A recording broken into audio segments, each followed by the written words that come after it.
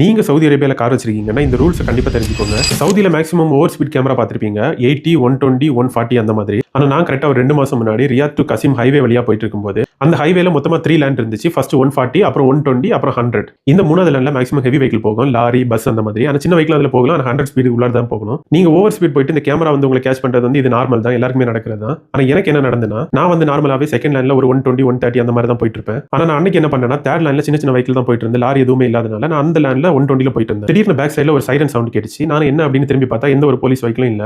திடீர்னு ஒரு வெஹிக்கிள் என்ன அப்படியே கிராஸ் ஆகி ஸ்டாப் பண்ண சொன்னாங்க. ஆனா அவங்க போலீஸ் யூனிஃபார்ம் தான் போட்டிருந்தாங்க. அந்த போலீஸ் வந்த வெஹிக்கிள் ஒரு நார்மல் செடான் வெஹிக்கிள் தான். ஒரு பிளாக் கலர். நான் உடனே சைடுல வண்டி நிறுத்திட்டேன். அப்புறம் அந்த போலீஸ் வெளியே வந்தாங்க. நானும் வெளியே போயிட்டு என்கிட்ட லைசன்ஸ் கேட்டுட்டு அது ஒரு போட்டோ எடுத்தாங்க. அப்புறம் என் காரோட ஃப்ரெண்ட் நம்பர் பிளேட் ஒரு போட்டோ எடுத்துட்டாங்க. அப்புறம் நான் கேட்டேன் நான் ஏதாச்சும் தப்பு பண்ணனா எதனால போட்டோ எடுக்கிறீங்க அப்படின்னு தெரியாம தான் கேட்டேன். அவங்க வந்து எனக்கு எக்ஸ்பிளைன் பண்ணாங்க.